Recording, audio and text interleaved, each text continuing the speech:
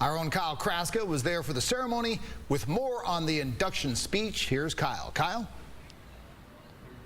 Thanks, John. In the words of the late, great Jerry Coleman, oh, doctor, oh, doctor, what a day this has been. Our Trevor Hoffman is now officially enshrined in the Baseball Hall of Fame. In fact, yes, his plaque is already on the wall, just installed about an hour ago.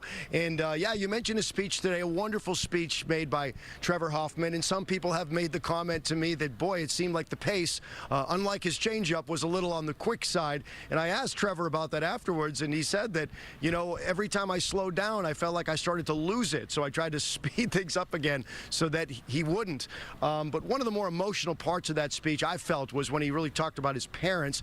His dad, Ed, passed away 23 years ago, but he still had a message for his dad and also gave him credit for one of his best attributes. One of his greatest joys was watching his boys play in the backyard. We played anything and everything, and he was at peace watching it all go down. His greatest gift shown to me was his humility.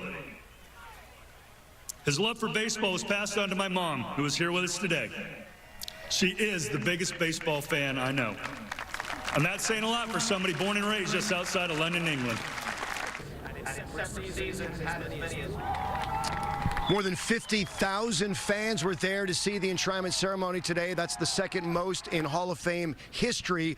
And so many of them made the trek all the way from San Diego across the country here. They had their jerseys, their signs, their banners. It was awesome. I talked to so many of them, and I had to know what part of Trevor's speech today would stick with you on your journey home.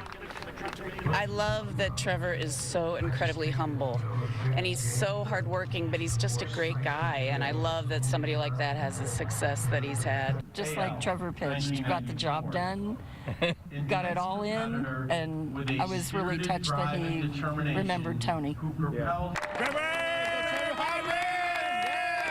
San Diego! A friend of mine on the way down here said, we might not live for another Hall of Famer in a Padre uniform, so that's why we're here. So it was great. It was a great time. Certainly hard to argue with that.